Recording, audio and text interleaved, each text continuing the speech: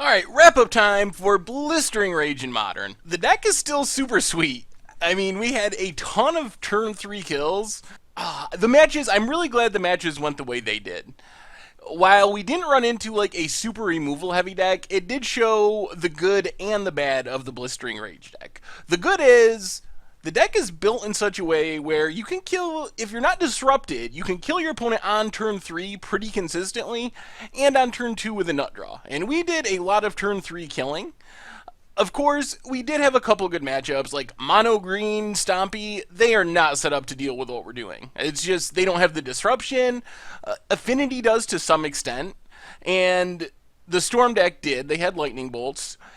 On the other hand, as you saw in the last match against Grixis Delver, sometimes the deck just loses to itself. We only have 12 creatures. I like to call it the Boggles problem, because Boggles tends to do this. You only have a small number of creatures, so you kind of have to try to mulligan into a creature, and sometimes the deck just doesn't do what you want it to do. And I think we went through that entire match without resolving a spell. I think we cast one spell, and it was a Manamorphose, because we were trying to bluff that we were a Storm deck, and it got spell snared. So that's how Blistering Rage is. It's super fun. It's pretty unique. It's really powerful, but it's also fairly disruptible by removal. Abrupt Decays, we really need in removal heavy matchups. We're really just leaning on Apostle's Blessing. Either that or just putting our opponent to the test and hoping they don't have it. So I think for me, the comparison, there's two comparisons that come to mind with Blistering Rage. One is, and this might be a stretch, but it reminds me somewhat of Legacy Belcher. Belcher is this deck that, if a Force of Will didn't exist, it would be probably the best deck in Legacy. It's very good at killing an opponent on turn 1 or turn 2. So you put the opponent to the test. If they have a Force of Will, you lose because you emptied your hand to do your one big thing. If they don't have a Force of Will, you win, and that's awesome. That's kind of how Blistering Rage is.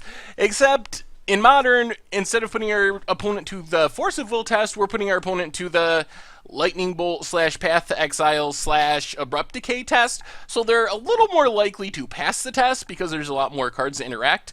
But that's basically what the deck does. It says, here you go, this is what we got, opponent. I'm going to put you under a ton of pressure really fast. If you stumble on mana, have too many tap lands, don't happen to keep a Bolt or Path in your opener, then I'm going to kill you on turn 2 or turn 3.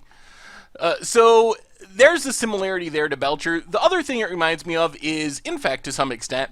I think Blistering Rage is more explosive than Infect. They play on a similar level with creatures and pump spells. Blistering Rage is more explosive, more likely to kill an opponent on turn 2 or turn 3, because that's what the deck's built to do. You got the haste creatures, you got the rituals to speed up the process even more, so there's a lot of hands that can get that early kill. On the other hand, Infect is more resilient. You get the creature land in Inkmoth Nexus, you get some blue cards to filter through your deck, some sideboard counter spells, stuff that this deck just doesn't have. So this is a more all-in and more explosive deck, but Infect is more resilient, which probably means, well, definitely means, Infect, over the course of long tournaments and playing at Tier 1, a Tier 1 level at GPs and SCG Opens, Infect is going to win more consistently over the long haul. But Blistering Rage is more explosive and more likely to steal the game early. I think maybe the more interesting question is, how does Blistering Rage compare to budget Infect? If you're going to play an Infect deck that cuts Noble Hierarch, cuts Inkmoth Nexus, and like fetch lands or something to try to get in a similar price range, then I think that you have a legitimate argument that Blistering Rage is just a straight up better deck than Infect. If you're going to be cutting those key cards that make Infect so resilient, if Infect doesn't have Inkmoth and doesn't have the fetches to play blue lands and still have all forests, then you're playing a deck that isn't as resilient and it's not as explosive. So then I think I would like Blistering Rage better. So if you're someone who likes Infect style strategies but doesn't want to put out the money to buy Inkmoths and Noble Hierarchs and the other expense cards, I would direct you here instead of building a watered down version of Infect. I think this is better than a budget version of Infect. On the other hand, if you're going to put out the money and you want to play this style of deck and you have the cards or willing to pay the money, go with Infect, you're going to have more consistent long-term success playing the Infect deck than you are with Blistering Rage, just because it's more resilient and more consistent than Blistering Rage is. Anyway, that's been our Much Abrew About Nothing for this week, based around our instant deck tech. Make sure to keep up on all the instant deck techs all next week. Vote for them, liking, commenting, subscribing, all that fun stuff. Thank you very much for watching, and I will talk to you soon.